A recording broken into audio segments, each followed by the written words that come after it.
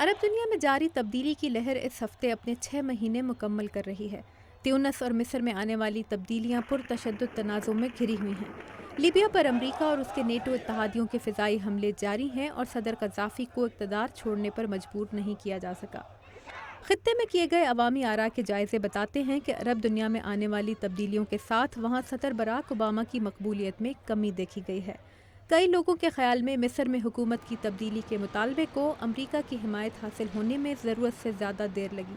اس سال فروری میں صدر اوباما نے بالآخر وہ بات کہی جو قاہرہ کے تحریر اسکوائر میں جمع لوگوں کے دل کی آواز تھی۔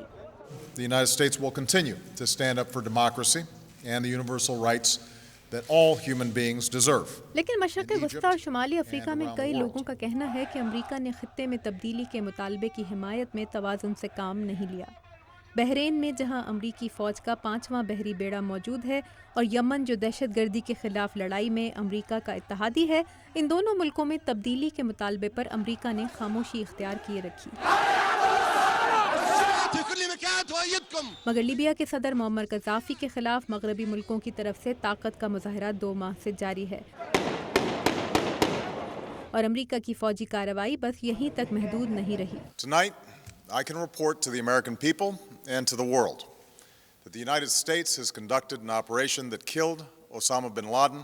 عرب دنیا کی اکثریت القاعدہ کے رہنما کی حامی نہیں تھی، لیکن پاکستان میں کی گئی اس یک طرفہ امریکی کارروائی نے لوگوں کے ذہنوں میں ان تمام گزشتہ کارروائیوں کی یاد تازہ کر دی ہے جو امریکہ نے مسلمان ملکوں میں کی ہیں۔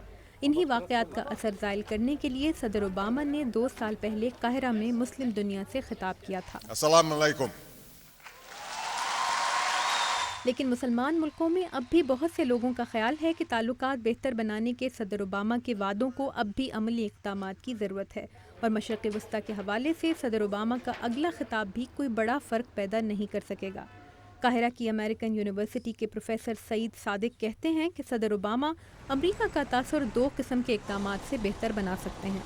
Number one is aid.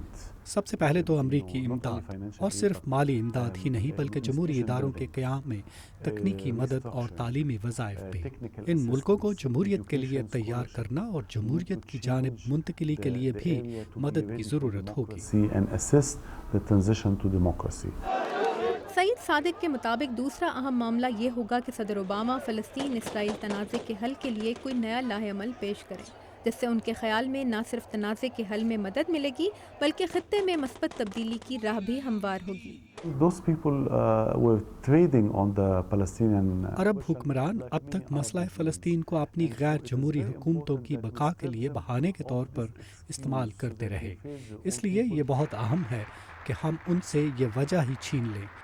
ماہرین کا کہنا ہے کہ صدر اوباما نے اگر اپنے آج کے خطاب میں تنازع فلسطین اور اسرائیل کے حل کے لیے کسی ٹھوس منصوبے کا اعلان کیا تو شاید انہیں سننے والوں کا رد عمل بھی پہلے کے مقابلے میں زیادہ گرم جوشی لیے ہوئے ہوگا۔ الزبتھ ایرٹ کے ساتھ تاپندہ نعیم، اردو VOA۔